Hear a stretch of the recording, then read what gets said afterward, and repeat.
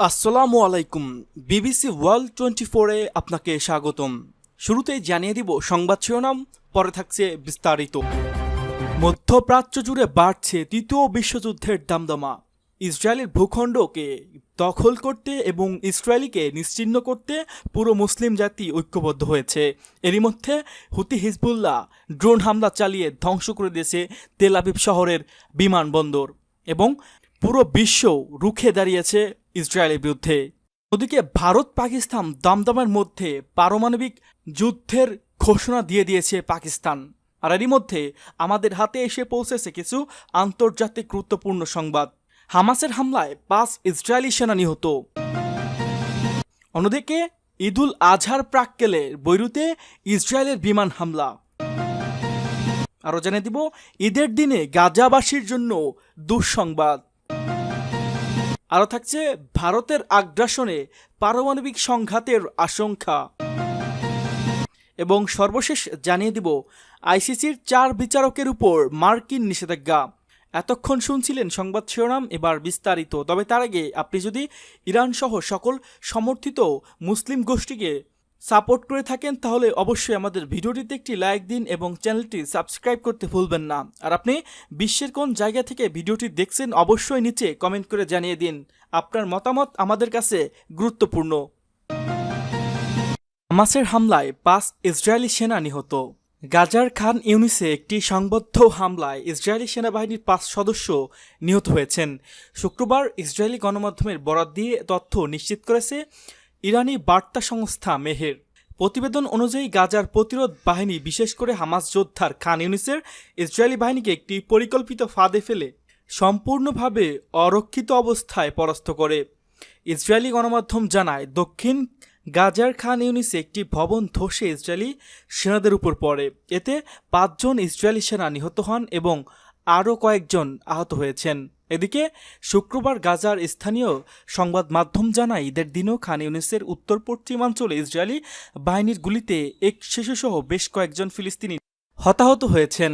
অন্যদিকে গাজার হাসপাতাল সূত্র জানায় ঈদের আগের দিন বর্বর ইসরায়েলি হামলায় অন্তত 70 জন নিহত এবং 189 জন আহত হয়েছেন। গাজার স্বাস্থ্য মন্ত্রণালয়ের তথ্য অনুযায়ী 2023 সালে 7 অক্টোবর থেকে চলা অব্যাহত ইসরায়েলি আগ্রাসনে এখন পর্যন্ত 54,677 জন ফিলিস্তিনি নিহত হয়েছেন এবং 1,25,530 জন আহত হয়েছেন, যাদের বেশিরভাগই নারী ও শিশু। তবে সরকারি মিডিয়া অফিস তাদের মৃতের সংখ্যা 61,700 এর বেশি বলে উল্লেখ করেছেন। জানিয়েছেন ধ্বংসস্তূপের নিচে নিখোঁজ হাজার হাজার মানুষ মৃত বলে ধারণা করা হচ্ছে। ঈদুল আজহার প্রাক্কালে বৈরুতে ইসরায়েলের বিমান হামলা। ঈদুল আজহার প্রাক্কালে লেবাননের রাজধানী বৈরুতে হিজবুল্লাহর নিয়ন্ত্রিত দক্ষিণাঞ্চলে ব্যাপক বিমান হামলা চালিয়েছে ইসরায়েল। বৃহস্পতিবার রাতে এই হামলায় কয়েকটি ভবনে আঘাত হানা হয়। ইসরায়েল দাবি করেছে তারা হিজবুল্লাহর ড্রোন উৎপাদন কেন্দ্রগুলোকে লক্ষ্যবস্তু করেছে। ইসরায়েলি প্রতিরক্ষা বাহিনী আইডিএফ জানিয়েছে তারা হিজবুল্লাহর এমন একটি ইউনিট চিহ্নিত করেছে যা হাজার হাজার ড্রোন গোপনে উৎপাদন করছিল এবং ইরানি অর্থায়নে পরিচালিত হচ্ছিল। যদিও হিজবুল্লাহর পক্ষ থেকে তাৎক্ষণিকভাবে কোনো প্রতিক্রিয়া জানানো হয়নি। এ খবর দিয়েছে অনলাইন বিবিসি। লেবাননের প্রধানমন্ত্রী নওয়াফ সালাম এক বিবৃতিতে বলেন, এ হামলায় আমাদের সার্বভৌমত্ব, নিরাপত্তা, স্থিতিশীলতা ও অর্থনীতির উপর একটি পরিকল্পিত আঘাত, বিশেষ করে যখন ঈদুল আজহার মতো পবিত্র উৎসব এবং পর্যটন মৌসুমের সামনে। তিনি এই হামলাকে জঘন্য ও পূর্ব পরিকল্পিত বলে অভিহিত করেন। লেবাননের প্রেসিডেন্ট জোসেফ আউন হামলাটিকে আন্তর্জাতিক চুক্তির স্পষ্ট লঙ্ঘন হিসেবে উল্লেখ করে বলেন, একটি পবিত্র ধর্মীয় উৎসবের আগ মুহূর্তে এ ধরনের হামলা মানবতা ও কূটনৈতিকতার সম্পূর্ণ বিপরীত। হামলার 1 ঘণ্টা আগে ইসরায়েলি সামরিক বাহিনীর মুখপাত্র আবিচাই আদ্রিও দক্ষিণ বৈরুতের দাহি অঞ্চলে হাদাত হারেত ও বুটস আল বারাজনের বসবাসকারী নাগরিকদের এলাকা ছেড়ে যাওয়ার নির্দেশ দেন। ঈদের দিনে গাজাবাসীর জন্য দুঃসংবাদ। ঈদের দিন দুঃসংবাদ পেয়েছেন গাজাবাসী। উপত্যকায় ত্রাণ বিতরণে কাজ করা সংস্থাটি জানিয়েছে গাজায় ত্রাণ বিতরণ কার্যক্রম স্থগিত করা হয়েছে। 6 জুন বার্তা সংস্থা রয়টার্সের এক প্রতিবেদনে এ তথ্য জানানো হয়েছে। প্রতিবেদনে বলা হয়েছে, গাজা যুদ্ধবিধ্বস্ত অঞ্চলে খাদ্য সহায়তা দেওয়ার যুক্তরাষ্ট্র ও ইসরায়েল সমর্থিত সংস্থা গাজা হিউম্যানিটেরিয়ান ফাউন্ডেশন জানিয়েছে, সাম্প্রতিক প্রাণঘাতী গোলাগুলির ঘটনা সব বিতরণ কেন্দ্র পরবর্তী নির্দেশনা না দেওয়া পর্যন্ত বন্ধ থাকবে। শুক্রবার সংস্থাটির এক বিবৃতিতে স্থানীয় বাসিন্দাদের উপর ওইসব স্থান থেকে নিরাপদ দূরত্বে থাকার অনুরোধ জানিয়েছে। জিএইচএফ গত সপ্তাহে গাজায় জরুরি খাদ্য বিতরণ শুরু করেছিল। সংস্থাটি জানিয়েছে, পুনরায় বিতরণ কার্যক্রম শুরু হবে তা পরে জানানো হবে। প্রতিবেদনে বলা হয়েছে, সংস্থাটি বুধবার থেকে তাদের কার্যক্রম স্থগিত রেখেছে। এর আগে রাফা শহরে তাদের কেন্দ্রের আশেপাশের পর 3 দিন হামলায় বহু ফিলিস্তিনি নিহত হন। সংস্থাটি ইসরায়েলি বাহিনীকে তাদের কেন্দ্রের বাইরে নাগরিকদের নিরাপত্তা নিশ্চিত করার জন্য চাপ প্রয়োগ করছে। ইসরায়েলি বাহিনী রোববার ও সোমবার জানায় তারা সতর্কতামূলক হামলা চালিয়েছে। মঙ্গলবার বাহিনী জানায় তারা সতর্কবার্তা দেওয়ার পর কিছু ফিলিস্তিনি সেনাদের দিকে এগিয়ে গেলে গুলি ছোড়ে। সংস্থাটি দাবি করছে, তাদের নিজস্ব বিতরণ স্থলে কোনো নিরাপত্তা ব্যাহত ঘটেনি। সুষ্ঠুভাবেই ফিলিস্তিনিদের মধ্যে সহায়তা বিতরণ করা হয়েছে। ভারতের আগ্রাসনে পারমাণবিক সংঘাতের আশঙ্কা। ভারতের ক্রমবর্ধমান আগ্রাসী নীতি দক্ষিণ এশিয়ার গুরুতর পারমাণবিক হুমকি সৃষ্টি করছে বলে মন্তব্য করেছেন পাকিস্তান পিপলস পার্টির চেয়ারম্যান বিলাল ভুট্টো। তিনি এই অঞ্চলে শান্তি বজায় রাখতে জরুরি কূটনৈতিক আলোচনার আহ্বান জানিয়েছেন। যুক্তরাষ্ট্রের সফরকালে ব্লুমবার্গের সঙ্গে একান্ত সাক্ষাৎকারে তিনি একথা বলেন। পাকিস্তানের সংবাদ মাধ্যম ডনের এক প্রতিবেদনে এ তথ্য জানানো হয়েছে। সাক্ষাৎকারে বিলাল বলেন, প্রধানমন্ত্রী নরেন্দ্র মোদীর নেতৃত্বে ভারতের বর্তমান সামরিক অবস্থান ভবিষ্যতের যে কোনো সংঘাতের ক্ষেত্রে পারমাণবিক সংঘর্ষের ঝুঁকি উল্লেখযোগ্যভাবে বাড়িয়েছে।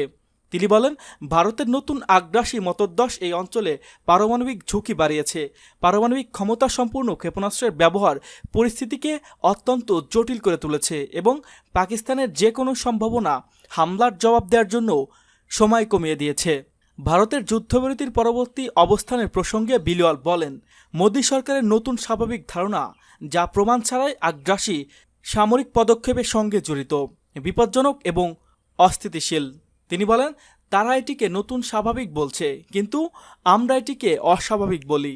এই বিপজ্জনক মতোদ্দেশ অনুসারে ভারত প্রমাণিত অভিযোগের ভিত্তিতে পাকিস্তানের সঙ্গে যুদ্ধ শুরু করতে পারে। আইসিসির 4 বিচারকের উপর মার্কিন নিষেধাজ্ঞা। আন্তর্জাতিক অপরাধ আদালতে আইসিসির 4 বিচারকের উপর 5 জুন নিষেধাজ্ঞা আরোপ করেছে ট্রাম্প প্রশাসন। শুক্রবার রয়টার্স ও টাইমস অফ ইসরায়েলের অনলাইন প্রতিবেদনে এ তথ্য জানানো হয়েছে। প্রতিবেদনে বলা হয়েছে, ইসরায়েলের প্রধানমন্ত্রী বেনিয়ামিন নেতানিয়াহুকে গ্রেপ্তারের পরোয়ানা এবং আফগানিস্তানে যুক্তরাষ্ট্রের বিরুদ্ধে যুদ্ধাপরাধের একটি অভিযোগ অনুসারে জবাবে মার্কিন সরকার নজিরবিহীন এ পদক্ষেপ নিয়েছে। রয়টার্স বলছে, মার্কিন সরকার আইসিসির যে 4 বিচারকে উপর নিষেধাজ্ঞা দিয়েছে তারা সবাই নারী। তারা হলেন উগান্ডার সোলোমি বাঙ্গুলিবোসা, পেরুর জুলেট কারমেনজা, বেনিনের রেইন অ্যাডিলেট সোফি আলাপিন গানসেবা এবং স্লোভিয়ার বটিহালর। মার্কিন পররাষ্ট্র মন্ত্রী মার্কো রুবিও এক বিবৃতিতে বলেছেন, 4 বিচারক আমেরিকা ও তার ঘনিষ্ঠ মিত্রদের বিরুদ্ধে আইসিসির অবৈধ ও ভিত্তিহীন পদক্ষেপ নিতে সক্রিয়ভাবে ভূমিকা নিয়েছে। আইসিসির ভেতরে রাজনীতি ঢুকে গেছে এবং যুক্তরাষ্ট্র ও মিত্র দেশের নাগরিকদের বিরুদ্ধে অনুসন্ধান ও অভিযুক্ত করার জন্য মিথ্যা দাবি করছে। মার্কো রুবিও বলেছেন, বিপজ্জনক এবং এ পদক্ষেপ ও ক্ষমতার অপব্যবহার যুক্তরাষ্ট্র এবং ইসরায়েল সহ মিত্রদের সার্বভৌমত্ব ও জাতীয় নিরাপত্তা লঙ্ঘন করছে। তবে ট্রাম্পের প্রশাসন এমন পদক্ষেপের কড়া সমালোচনা করেছেন আইসিসি। সংস্থাটি বলছে, এটি আন্তর্জাতিক বিচারিক প্রতিষ্ঠানের স্বাধীনতা খর্ব করার চেষ্টা।